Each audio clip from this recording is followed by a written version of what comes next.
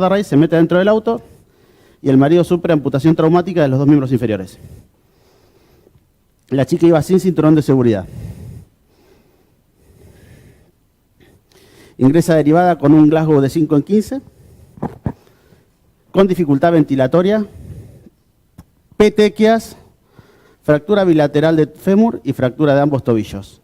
¿Qué es lo que se van encuadrando ustedes en sus cabezas ante un cuadro así? ¿A quién llaman primero en la guardia? Les aviso, motivo de derivación, fractura de fémur. ¿A quién llaman? Al traumatólogo. ¿Y qué hacen ustedes?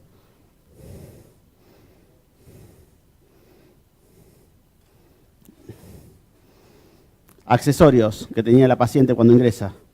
Una máscara conectada a un tubo de oxígeno, pero una máscara de nebulización. Pero le da oxígeno. Vía periférica en la mano izquierda no funcionante. ¿Qué abocat puede entrar en la mano izquierda? En una mano. ¿Qué abocat le pueden poner? 20, un 18, pero con mucha furia, mucha furia. Y una valva de yeso cruropedia a ambos miembros inferiores.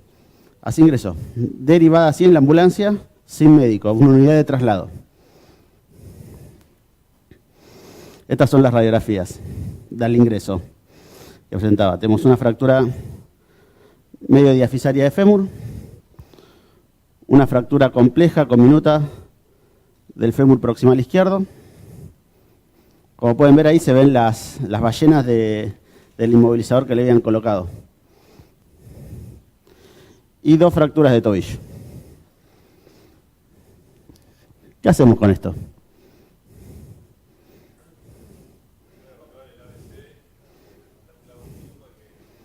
Muy bien. ¿Qué más?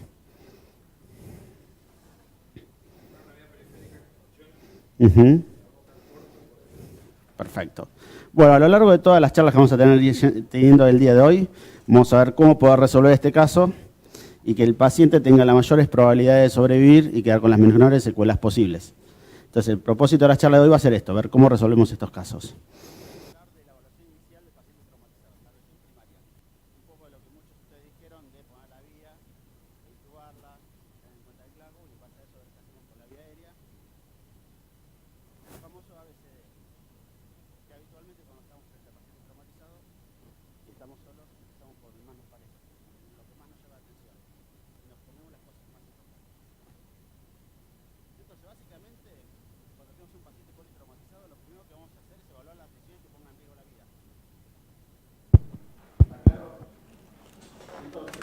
Nuestra atención va a estar en salvar la vida del paciente, nada más. Ahí está bien, Jorge. Entonces, el objetivo de la charla, de la primera charla que vamos a tener, es conocer los pasos en la evaluación inicial del paciente politraumatizado durante la revisión primaria. Es decir, todo lo que vamos a hacer nosotros en la guardia durante los primeros 5 a 10 minutos de que ingresa el paciente y que lo que va a determinar después cómo vamos a seguir con todo el resto. Tenemos una fase prehospitalaria en la cual nosotros no podemos actuar mucho, que es lo que hacen los servicios de emergencia. Básicamente, ¿qué es lo que hace un servicio de emergencia? Tiene que coordinar con nosotros qué paciente nos va a mandar. Es muy común que te digan, te mando una fractura de tobillo y cuando te llega el paciente tenés una fractura expuesta 3B de tibia distal, pero no fractura de tobillo para que se lo aceptes. Si no, se lo puedes no aceptar.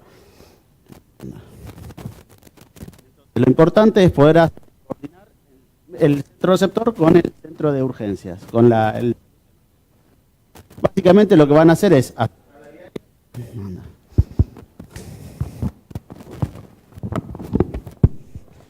Lo que van a intentar hacer es asegurar la vía aérea, depende del país donde estén. Acá en Argentina no se hacen maniobras invasivas en el lugar del accidente, sino que se espera el lugar, es decir, lo único que se hace es lo mínimo indispensable como para que el paciente pueda llegar al centro de atención. Controlar las hemorragias visibles, inmovilizar las fracturas que puedan ser groseras y el traslado al sitio más cercano y apropiado.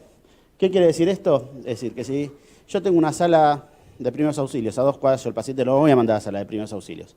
Lo voy a mandar al hospital que tenga la capacidad de resolver. Esto tampoco anda. Esto tampoco anda.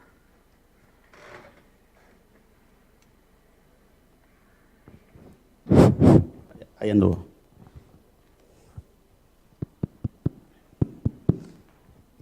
Hola, hice. Lo vamos a derivar al lugar donde lo puedan atender al paciente. La fase hospitalaria es la que a nosotros más nos concierne.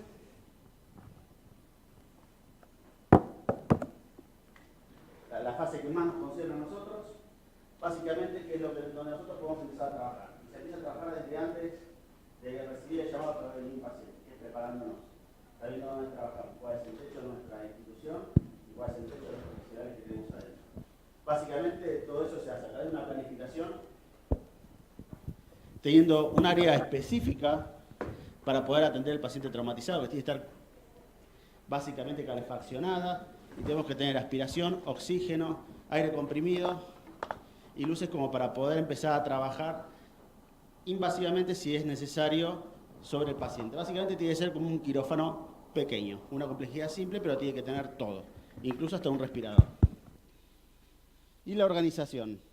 Básicamente la organización, ¿qué quiere decir? ¿Quién va a cumplir cada rol en cada momento de la resucitación del paciente? Y acá es donde se dejan de lado los egos, y todos somos médicos y luchamos por el paciente, y el que está a la cabecera manda, y los demás siguen. Incluso va a haber uno que va a tener que ir anotando todo lo que va sucediendo. El gran tema que tenemos, que esto lo vamos a hacer acortado, pero para que lo puedan resolver rápido, es cuando tenemos muchos pacientes. Cuando tenemos muchos pacientes tenemos que definir qué hacemos con los pacientes a través de un triage. Y vamos a tener que va a estar basado en las necesidades del paciente y en los recursos disponibles, que no es cosa menor. Porque no todos siempre tenemos los recursos para atender a todos los pacientes. Entonces vamos a tener dos escenarios posibles. El de múltiples lesionados, es decir, ingresan 5 tipos los podemos atender bien, tenemos todos los recursos, entonces ¿a quién vamos a atender primero? Al que tenga riesgo de vida y al que más lesiones tenga. Priorizamos por las lesiones. Ahora, cuando tenemos múltiples lesionados y sobrepasa nuestra capacidad, ahí cambia nuestra forma de decidir. Y tenemos que empezar a decidir por el que tenga mayor probabilidad de sobrevivir con el menor consumo posible. Y esto es lo más difícil de hacer. El primer escenario es muy fácil de resolver, porque tenemos todo y vamos a salvar una vida. Acá tenemos que definir cuál es el que mayores probabilidades tiene de sobrevivir y en base a eso asignar todos los recursos que tenemos al menor consumo posible. Básicamente, cuando hablamos previamente, la revisión primaria tiene que ser rápida, es decir, en 5 a 10, 15 minutos máximo el paciente tiene que estar definido hacia dónde va. Quirófano, terapia, pero tiene que estar definido. Vamos a reanimar el paciente básicamente con las funciones básicas y vitales del mismo y restaurar las funciones. Básicamente vamos a trabajar con el ABCD, como ustedes dijeron, y vamos a ver la vía aérea superior. Empezamos por la A.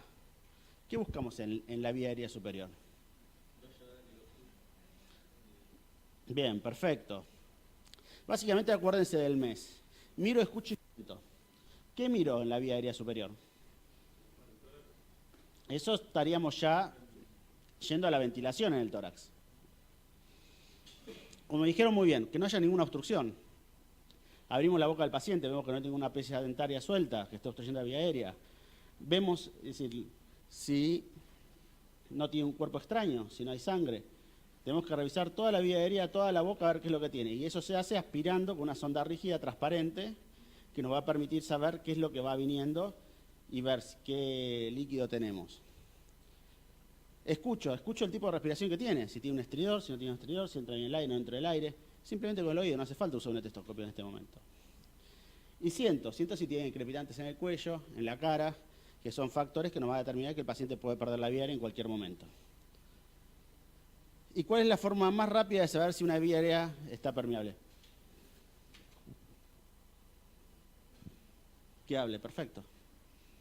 Si le preguntás el nombre y la fecha y te dice todo, básicamente el paciente tiene vía aérea permeable, tiene una buena ventilación, tiene una buena circulación. Es decir, el ABC ya lo tenemos prácticamente resuelto. El D con el neurológico también, básicamente de lo cognitivo. Es decir, prácticamente queda con eso resuelto casi todo el examen físico en un segundo. Igual no por eso se tienen que confiar. En caso de que tengamos un paciente somnoliento, podemos empezar a hacer maniobras de permeabilización. ¿Cuáles son las maniobras de permeabilización que conocen de vía aérea? ¿Cuál? La tracción del maxilar arriba, hacia anterior. Eso hace que se despliegue el piso de la lengua, del piso de la boca, y que entre bien el aire. Eventualmente colocaremos una cánula de Mayo para que mantenga esa posición. En caso de un Glasgow menor de 8, el paciente requiere intubación. No hay opción. Pero está ahí, está somnoliento, medio que responde, medio que no. Secuencia de intubación rápida. ¿Cómo hacen para intubar un paciente rápido? ¿Cuál es la secuencia de intubación rápido? ¿Qué droga usan?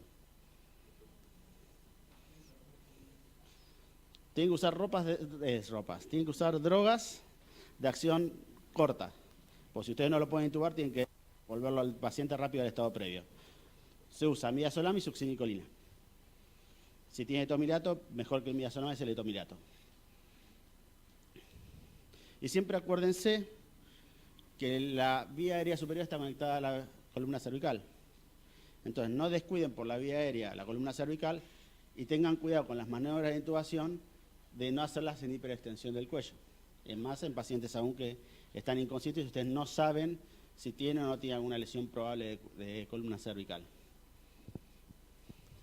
Pasamos al B. Ahí sí, cuando nos fijamos en el tórax, que es el intercambio gaseoso, donde ya sabemos que entra el aire, pero tenemos que ver que el aire ahora pase, el oxígeno pase a la sangre. Entonces, básicamente volvemos a lo mismo. Vemos el tórax, si hay asimetrías, si hay algún bolet costal. Empezamos a ver si está hinchado de un lado o no está hinchado del otro. Palpamos si hay crepitantes, si palpamos alguna costilla rota. Acuérdense siempre de palpar las clavículas. Percutir. ¿Por qué percutimos? Esto parece una clase de semiología de tercer año. ¿Por qué percutimos? Básicamente vamos a tener 3 tipos de sonidos. Timpánico, que hay aire. Sonoro, que es el ruido común de cualquier tórax, porque está la cavidad, están los pulmones expandidos. O mate, que si hay líquido en un trauma, ¿qué es? Es sangre, no vamos a pensar un derrame pleudal y esas cosas raras.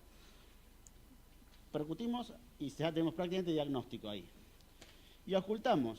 ¿Qué vamos a ocultar? Si entra o no entra el aire, nada más. No tenemos otra cosa que ocultar.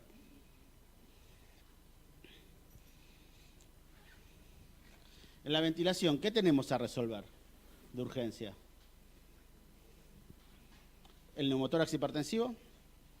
¿Cómo se presenta un neumotórax hipertensivo?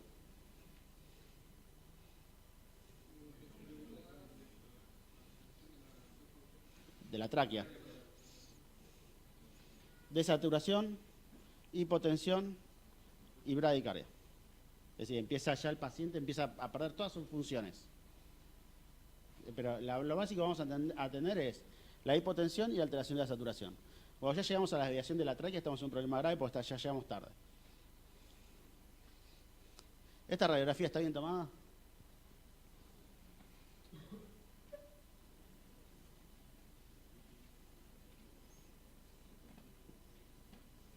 No está bien tomada. ¿Por qué? Porque el diagnóstico de un neumotórax hipertensivo es clínico, no es radiológico. Es preferible clavar una aguja de más y no una aguja de menos. ¿Y cómo se drena el neumotórax hipertensivo? ¿Cuándo? Segundo espacio intercontal, línea medio clavicular. Se clava ahí el aguja. ¿Qué hacen? Transforman un neumotórax hipertensivo en normotensivo. Es decir, restauran las funciones, por lo menos, circulatorias del paciente. Capaz que no van a restaurar las ventilatorias, pero sí las circulatorias. El tórax inestable. ¿Qué es un tórax inestable?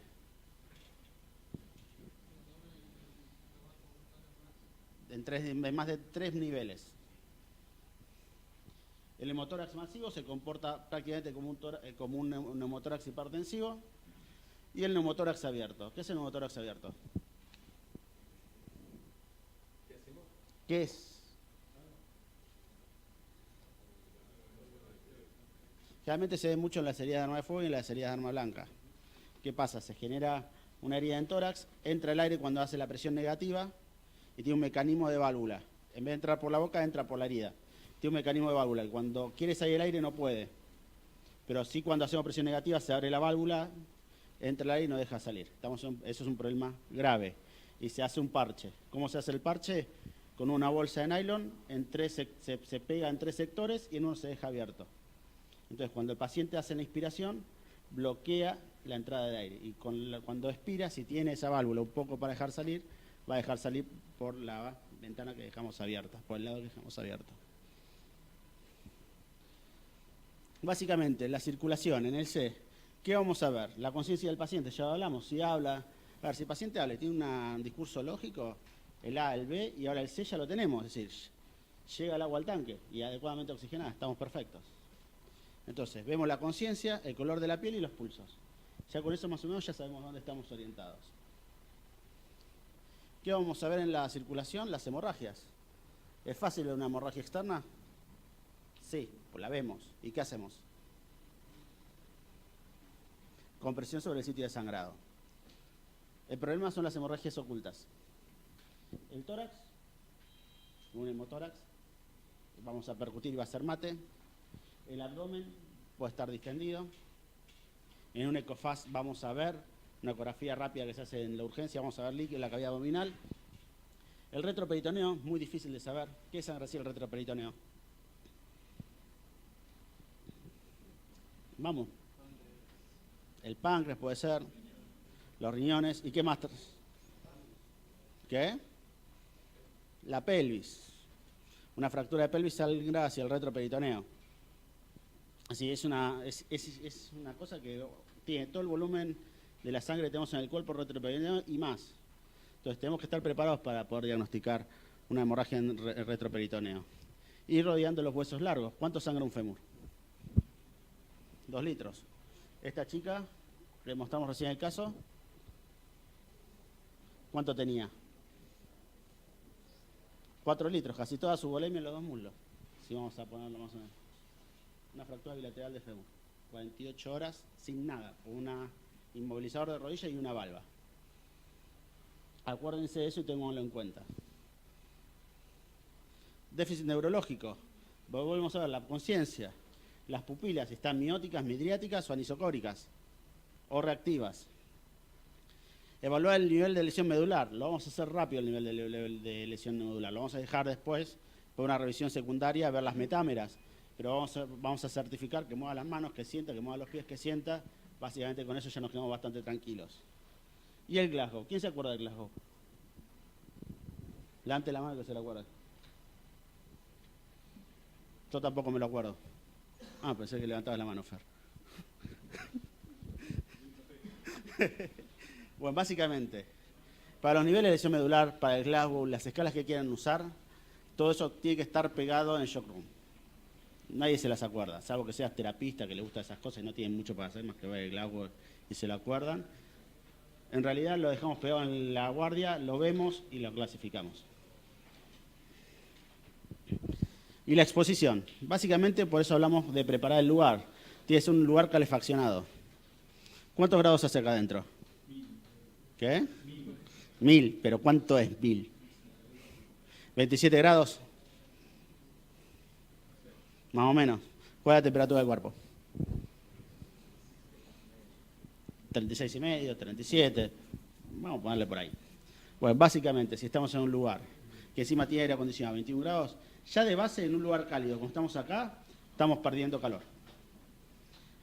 Y la hipotermia es una de las principales causas de coagulopatía. Entonces sepan que el lugar tiene que estar bien. Si ustedes están con un chaleco de polar, un polar encima, un suétercito, y dicen, está fresco acá adentro, imagínense el pobre cristiano que está encima, que le sacaron toda la ropa, mojado porque llovía, porque quedó tirado, adentro de un lugar con aire que hace frío. Hace una hipotermia. Entonces después no entendemos por qué el paciente no para de sangrar, y es porque está coagulopático. El retiro de la ropa, ¿cómo se hace? ¿Cómo? ¿Y cómo se corta? ¿Qué tijera? Con punta roma, arqueada y con un protector del lado que va ahí para evitar justamente clavar la tijera al paciente si salta sobre alguna costura. Entonces tengan cuidado con eso. Me ha pasado que le pido la tijera a la enfermera en la guardia y me da la tijera con la que corta las gasas. Pido esas tijeras grandes así.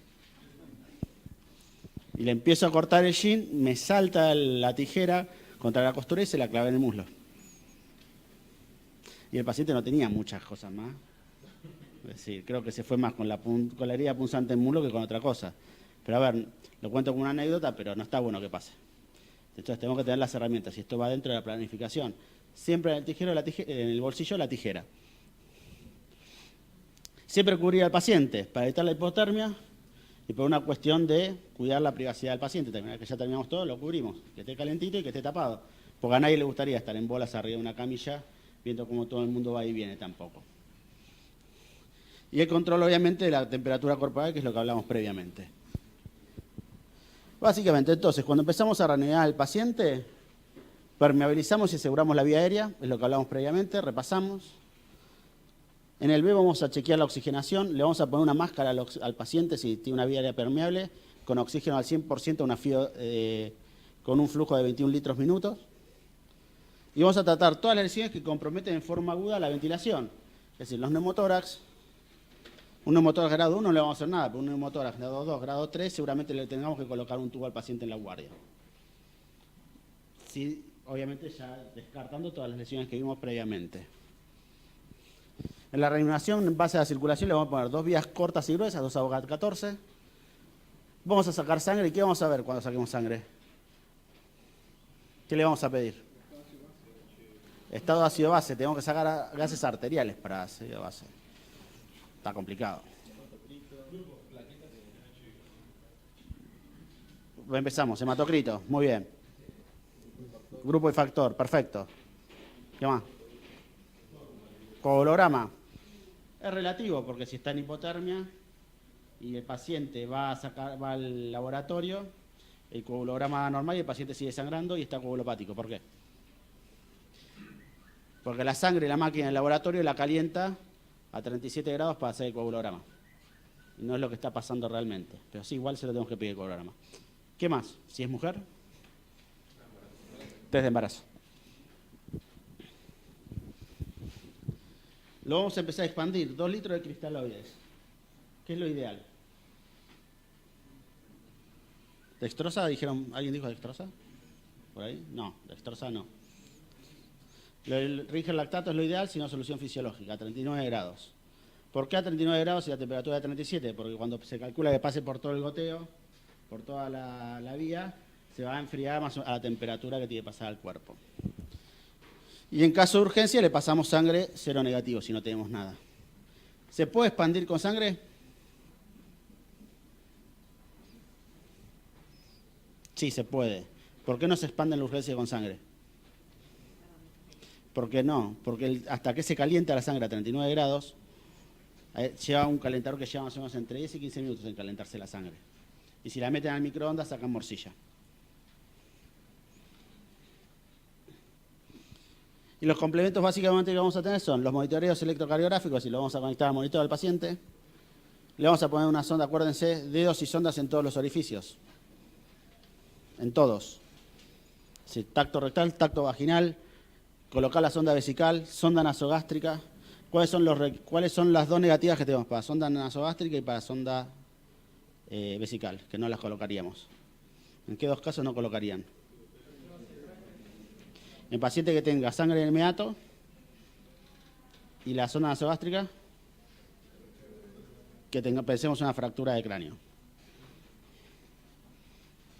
Y los monitores, básicamente, una vez que ya estamos saliendo de todo este cuadro, le podemos hacer los gases en sangre, la oximetría de pulso, es decir, lo vamos a estar conectado al monitor, entonces vamos a ver cómo satura, la presión arterial, la radiografía y los estudios complementarios. Recuerden, no perder tiempo en los estudios complementarios. Porque ya un paciente de más al tomógrafo implica que se puede quedar en el tomógrafo. Entonces, para hacer un diagnóstico de una fractura de platillo tibial, que puede esperar, el paciente se puede quedar en el tomógrafo. Eso puede esperar y se puede hacer después. Sean criteriosos. Entonces, básicamente le vamos a dar prioridad a las lesiones de riesgo de vida y tienen que estar acostumbrados a sistematizar la atención de estos pacientes. Nada más. ¿Alguna pregunta?